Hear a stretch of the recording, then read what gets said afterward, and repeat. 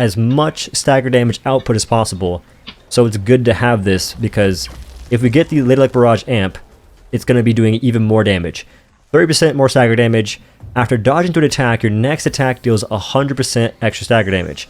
This was making it so I was hitting for like 40k stagger damage, non-crit. So it's pretty freaking nice, okay? It's a pretty good time. I've been enjoying it. It's been fun. And if you don't get the amplifier Lady Luck Barrage, it's not a bad build, which is kind of nice. It's kind of a neat factor where you're not just playing a dead build if you don't get the thing you want. If you don't pop tonics, it's going to be a little rough. So my suggestion there is, if you're playing this build, which I hope you're watching, I hope you're going to play the build, you want to pop tonics on the past the first round. You can pop tonics in the first round. I would not though, because it's not really necessary. I just like suffer through it and try and make it through that round without tonics, just because why not? Now the fun part about this build is getting Lady Luck Barrage. When you get that amp, dude, the amount of raw stagger damage you create is just wild. And to create the most stagger damage you want with this build, it's really important you focus the head or a major limb. So like a leg or an arm, like a big arm. If you're fighting like Rachel and Asher, don't hit the tail, don't hit the arms. That will not give you stagger damage. You want to focus the head if you can at all times. That's the goal here.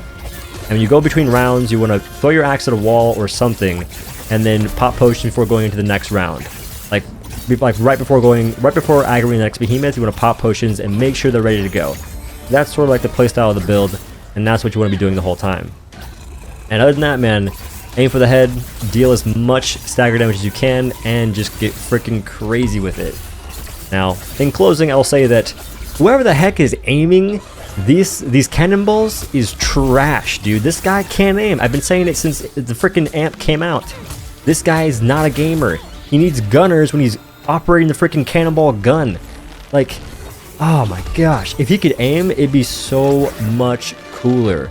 This would be such a better experience. Like, it's not bad, it's still cool. Like, I'm a pretty simple person, all right? I like seeing numbers increase, right? You have like a standard, like, oh, how many cannonballs can I generate kind of thing, right? Like the average cannonball generation is like, I don't know, probably 50.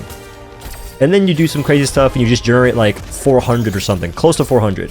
That's cool. It's always nice pushing boundaries and pushing limits like that. That's what makes this game fun for me. So that, I'm still happy with it. I'm still happy it does this stuff, but I feel like the Lady Luck Barrage amp could be so much better. Like, how about just giving me like bigger cannonballs instead of giving me so many? Like, give me cannonballs that do like 20k a hit or something like that. And I can build stacks of those. Like, how about we do that instead? So that way I'm not hearing just this like barrage of cannonballs all the time firing off. And I apologize for the rant, but I feel like it's important to give some feedback on the amp in a video about the amp, you know? Like, give my suggestions for it, just to see if anyone else feels the same way. Because this, like, I've noticed that some of the sounds for certain amps kind of almost put me off to the amp itself. And for LLB, all you hear is just this the whole time, right? That's a pretty close impression, I think. But you hear that a lot, and it's just, there's so many cannonballs that fire, and at a certain point, the behemoth dies too, and the guy's still aiming at it. You're like, bro, it's dead. You did your job. You can calm down now. But I don't know. It's a cool amp. I enjoy it. It's the most, I guess, interesting amp you can really get in Blaze Escalation, and that's what it has going for it. And it's a nice thing. It's nice being able to do this kind of stuff with that interaction. And before getting Catalyst, before having this new interaction going, I think the most stacks I ever made was like 150.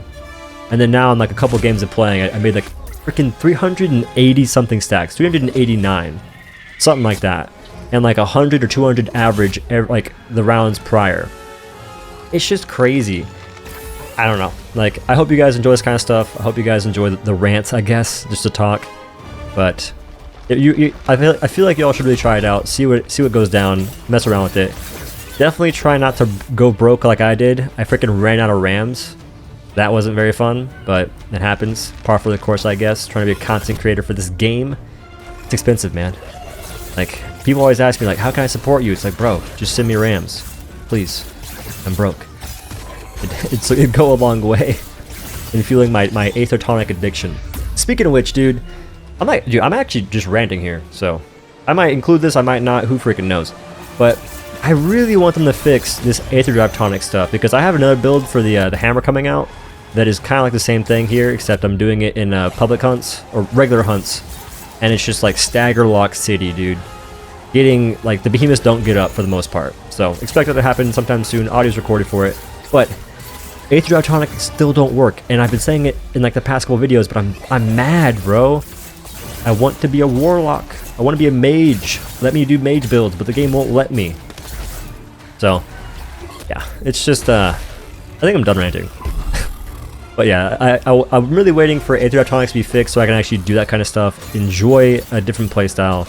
Enjoy some different stuff. Not that it'd be that different, right? You still want damage to make it so you can generate lantern charge, but it'd be a little different, I guess. You'd be popping off your lantern, hold the cast like nothing else, man. So I don't know. That's the build, guys. That's the video. Hopefully you liked it. Hopefully you find it pretty cool. You try it out. If you do try it out, let me know how it goes. And other than that, y'all, I appreciate you watching. If you liked what you saw, make sure you leave a like, comment down below, subscribe for more Dauntless content, and be sure to use my Epic Games Super Card code ODO in the Epic Games Store when you buy Platinum and Dauntless, or you're just buying whatever. Helps out a ton, and I appreciate it always. I do stream on Twitch at twitch.tv/ODO. That's my name. If you want my in-game Dauntless flair, subscribe there for it. And now, other than that, thank you all for watching. I'll see you in the next one. Peace.